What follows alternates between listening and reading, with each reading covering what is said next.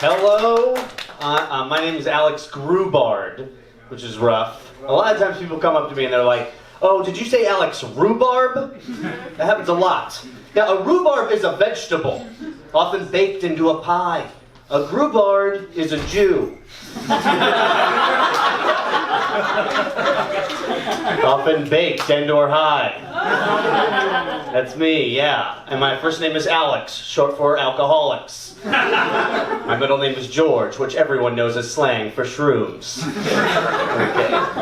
Yeah, I like to get high. There's some highs I don't like to do, like I will never get high on life. I don't touch the stuff.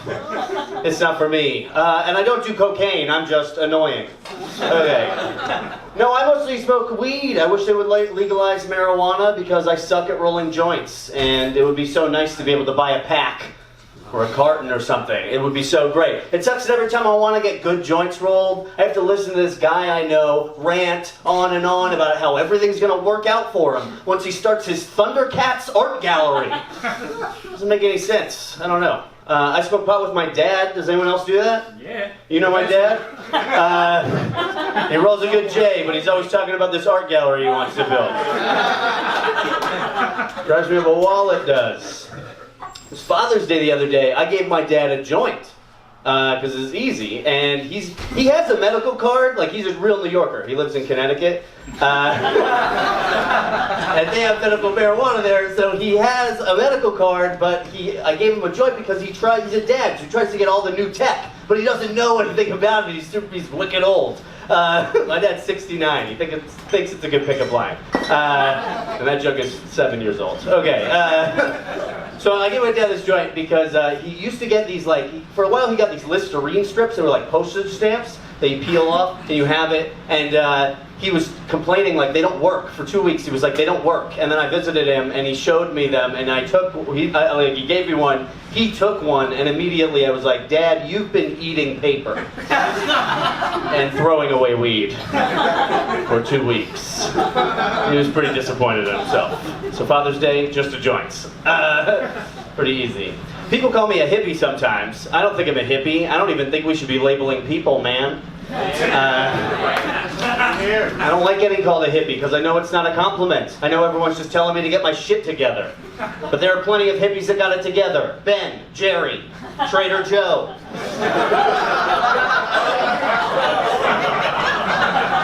The Muppets. Several people. That's about it. That's all of them. Yeah.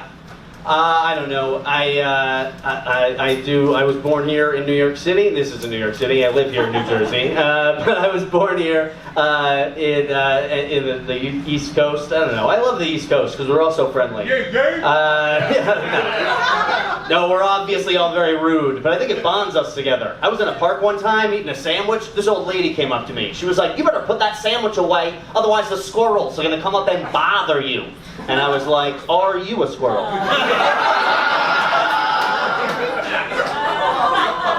Because you're bothering me.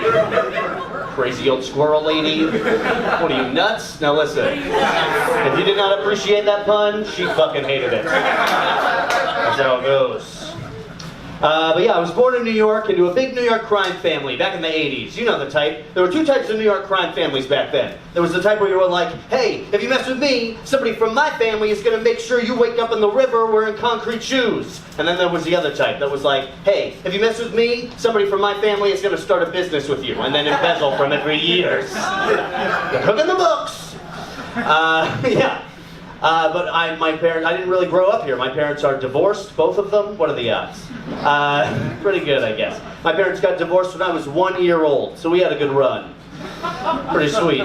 Yeah, and so I spent most of my childhood traveling back and forth between New York City, where my dad lived, and Massachusetts, where my mom knew my dad would never move to.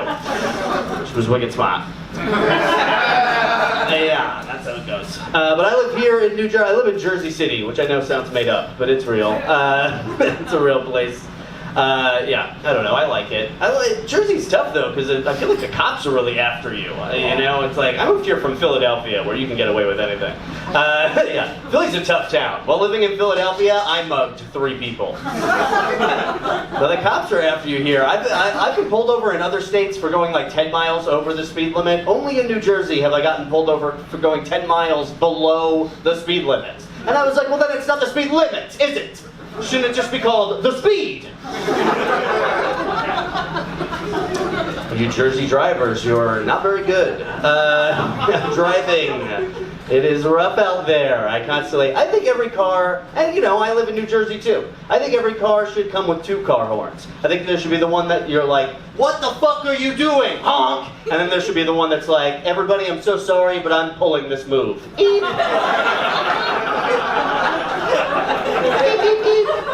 That's how I would drive. Beep, beep, beep, beep, beep, beep, beep, beep, beep. All down 95. You don't care. I don't know, but it's the spring right now. I saw a tree the other day with the most brilliant, bright orange leaves I've ever seen in my entire life. It was breathtaking. I stared at that tree for like 15 minutes until it burnt down. It was beautiful. Yeah, no, spring. It's hard to call it spring when it rains every day. I feel like there should be a new season in here in the Northeast, and it should be London. That's what we would call it, the London fog. I hate it. It is frustrating.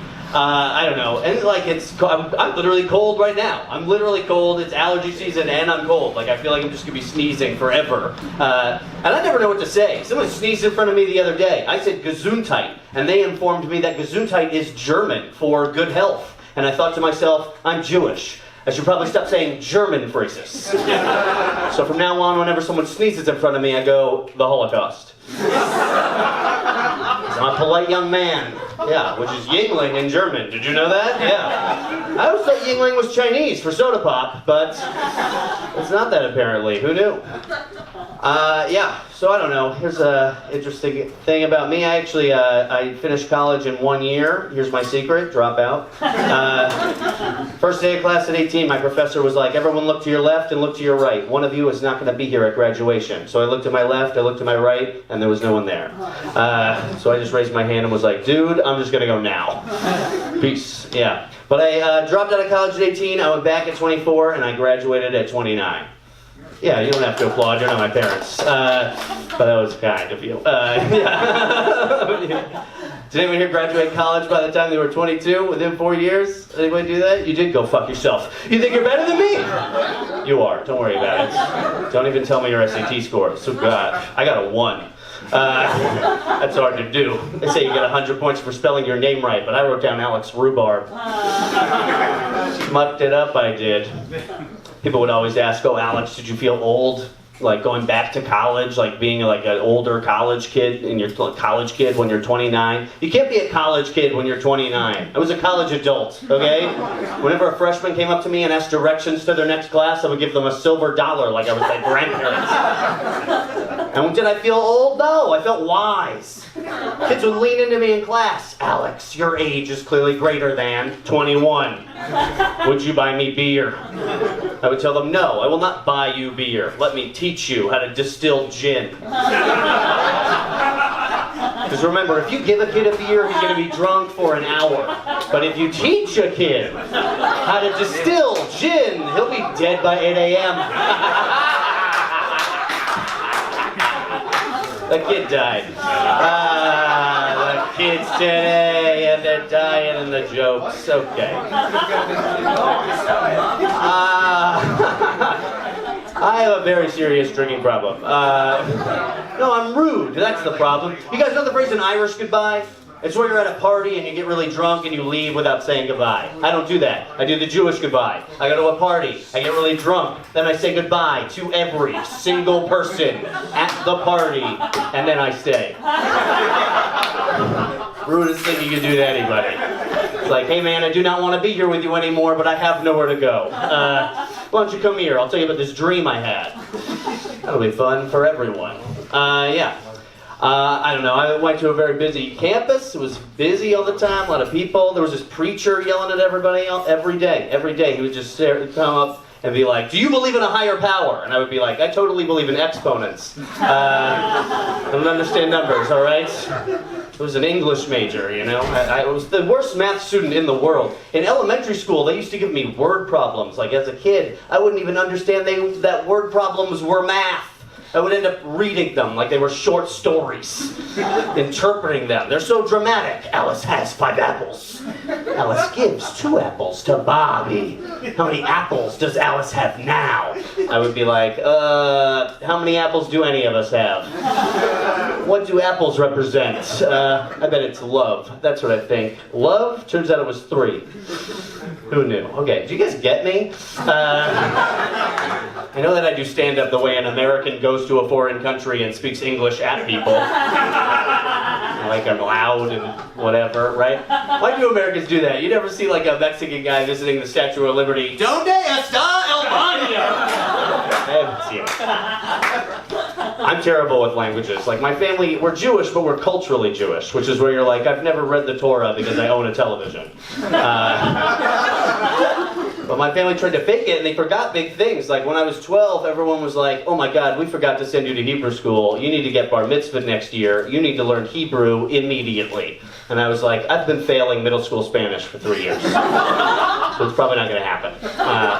In college, I had to take a foreign language. I chose Italian, a language spoken in one country that is not even a UN Security Council member. It's kind of a useless dying language, yeah.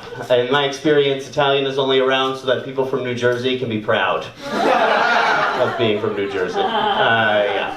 Here's what my Italian professor would do. She would call on me when I was not raising my hand. That is very impolite. Che molto impolito. If there are any teachers out there and you call on me and I am not raising my hand, I will pull my phone out in front of you and go on ratemyprofessor.com. 1 star, no chili peppers. For you.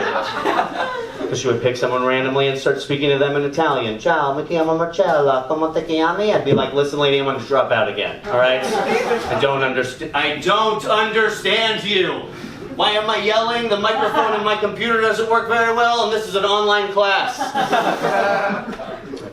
I don't know. Let me ask you guys this. Did anyone have a birthday within the past year? No? Everyone's off the grid? Okay. I actually have the same birthday as my mom, different year.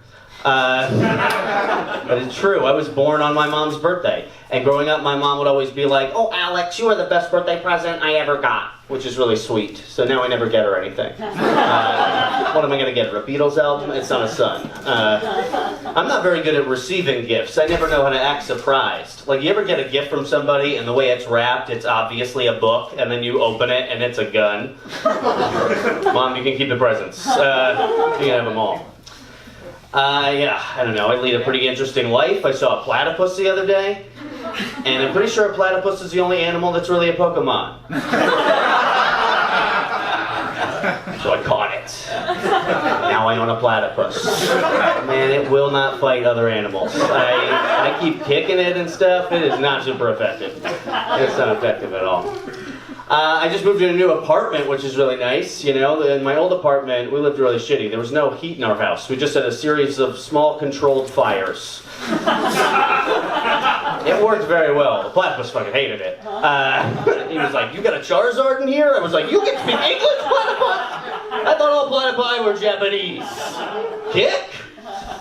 So it goes. Yeah. The point is I have to cancel my Instagram account immediately. Either that or I have to get less successful friends. Because everyone on my feed is like, look at me, I own a business. And I'm like, you guys want to see a picture of a platypus that's on fire? Alright, you want me to tell it again? Alright, no. Somebody told me the other day that there's nothing you can call a white person to get under their skin, and that's not true. It's Jew. Now listen to me, Jews. Because even Jews don't like getting called Jew. Like, when was your bar mitzvah? Look how offended he is. We still have no idea what God he believes in. No, you clearly believe in exponents too. Yeah. But yeah, I don't know. It's silly stuff. I've had a bunch of weird jobs before. I used to work at this really fancy coffee shop serving coffee to really fancy rich people. And I noticed something about really fancy rich people. You know what they all get with their coffee? Spit. I spit in their coffee, alright? That's how it goes. No. In high school, I worked at a place called American Video Store. So American, it went out of business. Listen, if you've never worked at a video store before, you never will. Yeah, it's a lost trade. It's like being an alchemist or a smithy or something. And it's too bad. That was the best job in the world. There was only one rule at American Video. Do not laugh in anyone's face when they rent a porno. Hardest rule in the world to follow. I laughed so hard I will never forget the name of the first porno I ever rented to somebody. It was Booty Duty 3. If I wrote that movie, the first scene would have been a police chief leaning on a desk, yelling at a detective, "Johnson, you're on booty duty. Don't let what happened the last 2 times happen again." There were so many good titles in American Video. Face Jam, they were great. I think my favorite title had to be Crack Attack. Because Crack Attack is what happens when there's no one on booty duty. It's very serious stuff. How many people smoke cigarettes? The answer is 45 million in America.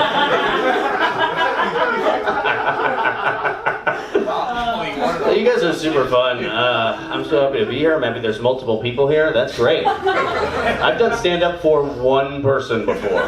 Twice. Second time was the worst, because it was the same guy. Yeah, sure. Thanks for coming to a third show. And we do comedy everywhere. We're in a record store right now, that's cool. The weirdest place I've ever done stand-up comedy was at a hookah lounge. They should never do stand-up comedy at a hookah lounge, because everyone at a hookah lounge is participating in an activity that physically prevents them from laughing. The best reaction I've ever gotten at a hookah lounge was a text message that said, "Funny?" ? And then there were 3 emojis of the sun wearing sunglasses. Why would the sun need to wear sunglasses? It is the sun. Delete number.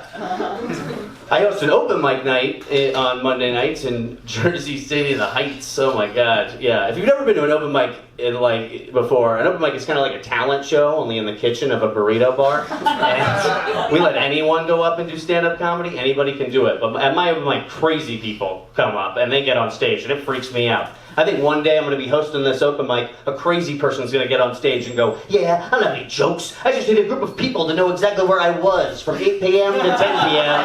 tonight." Yeah. I got a family business that I'm cooking the books for. Okay. Remember that I was here, everybody. That would be useful. Yeah. I don't know.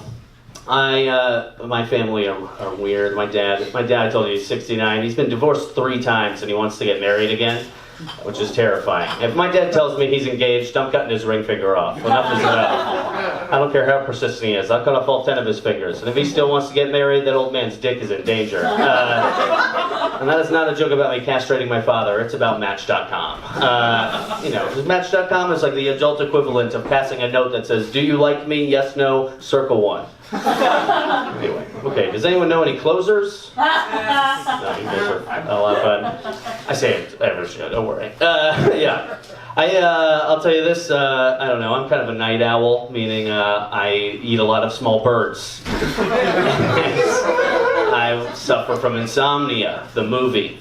It's very serious insomnia. When you suffer from insomnia, it means you can't get to sleep at night, and they say you should develop a nightly routine, and that's how you'll beat your insomnia. I did develop a routine. It works like a charm. Every night when I want to go to sleep, first things first, I chug a pint of beer. I know it's unorthodox, but I've already had 15 that evening, so shut the fuck up about it. Then I smoke PCP, but don't worry, I call it getting wet, so it's fine. Then I take a shower with all of my clothes on. Oddly enough, I call that smoking PCP. Then I watch 8 episodes of The Simpsons, 4 episodes of Seinfeld, 1 episode of The OC. I go upstairs to the roof, I call every single one of my ex-girlfriends, except Julie. I go downstairs, I drink 4 more beers, I go back to the roof, I call Julie. I go back downstairs, there's a knock at the door, it's a bunch of Jehovah's Witnesses. I'm like, "Do you people have any idea what time it is? I'm trying to sleep." They ask, "Have you ever thought about investing financially in the Word of God?" I'm like, "Listen, you know what you call a Jew that doesn't have any money? atheist. I slam the door, I'm furious. I go back up to the roof to cool off, but this time there's an old man already up there. He's got bright red skin, like he's been in the sun too long. Horns coming out of his head, a trident, flames are shooting off of him. He's got a contract for me to sign. I sign it without reading it or having a lawyer present. All of a sudden the flames get even higher, but I get very, very cold. I sneeze, the Holocaust. Oh, Satan, you're Jewish. When was your bar mitzvah? The entire city starts to crumble around me. It's Judgment Day, the end of times, but I live in Jersey City, so no one can tell. I get up on the ledge to get one last look at the city skyline, but instead I look down. You know, I've thought about suicide sometimes because I'm white.